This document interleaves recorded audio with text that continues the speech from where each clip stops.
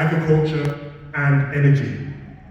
So Sub-Saharan Africa accounted for around 70% of all agriculture transactions that we've captured between the years 2021 and 2023.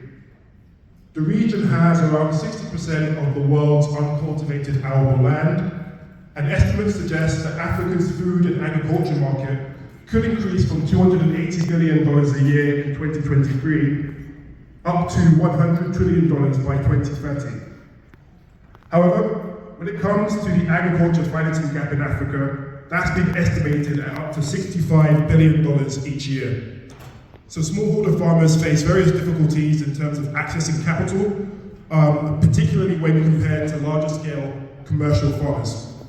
So we argue that enhancing the effectiveness of blended instruments and developing the capacity of local banks and funds to help support agri-SMEs will be key here. So most agriculture transactions in Sub-Saharan Africa actually focus on West Africa, which accounted for around 90% of all of the agriculture transactions in the region from 2021 to 2023. And this is largely due to transactions funded by the USAID West Africa Trade and Investment Hub, which is a $140 million platform that's catalyzing private investment through a co-investment fund and technical assistance. Since 2021, Nigeria has been the top destination for agriculture blended finance, hosting 25 transactions. 9 of the top 10 countries by deal count that we've captured in agriculture were in West Africa.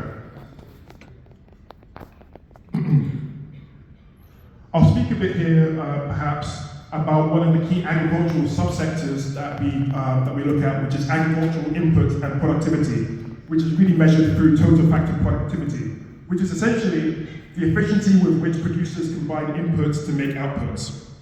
So improving this productivity is key to achieving production and environment goals in the agriculture sector, and we argue that concessional capital can help to improve this productivity by financing research and technology that increases crop yields and improving access to capital in the agriculture space that we recorded in our database. Premier Seed Nigeria received a $395,000 grant from the USAID West Africa Trade and Investment Hub to increase the financial feasibility of its better seeds for smallholder farmers. The company then used that grant to attract an additional $616,000 in private sector funding.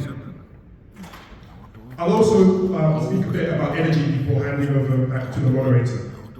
So turning to energy, Sub-Saharan Africa has been the primary hub of activity for energy blended finance over the last 6 years. Key to developing countries meeting their energy and climate pledges through to 2050. Providing universal access to electricity in Africa by 2030 will require up to $200 million each year in investment, with 2/3 of that going towards clean energy. And again, since 2021, Nigeria has been the top single country destination for energy blended finance in our entire data set, hosting 10 transactions, 50% of which were bonds.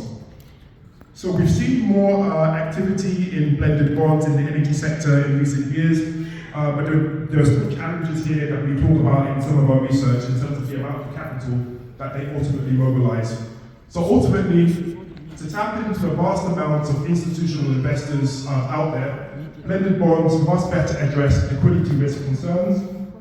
And we argue in some of our recent papers that there are a variety of risk mitigation instruments, like concessional guarantees tied to interest and principal payments, that can provide the credit enhancement necessary to support larger issuances.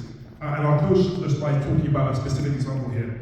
So, for example, InfoCredit is a Nigeria-focused catalytic guarantee provider, which in recent years has shown the effectiveness and the flexibility of blended finance in helping to raise domestic institutional capital through bonds for infrastructure and energy projects in Nigeria. So for example, in 2022, InfoCredit supported 4 energy sector issuances, corporate issuances, with a total value of $10 million in local currency equivalent, which was subscribed to by domestic institutional investors.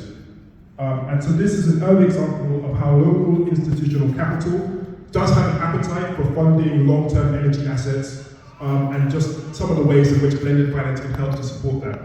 So in closing, we argue that blended finance can provide a strong pathway forward to help to finance some of the important projects going on in Nigeria and Sub-Saharan Africa as a whole. I'll stop there. Thank you, Andrew. So I think, I'll start with questions, and the audience has been anticipating this panel, so I'm going to start with two that I received from the audience on WhatsApp, and then we're going to head straight to the discussion with the floor at large. And let's maybe just going, Andrew, to some of the examples that you gave. We've got the senator with us up on stage, we've got First Bank. Andrew, are there any examples where the Nigerian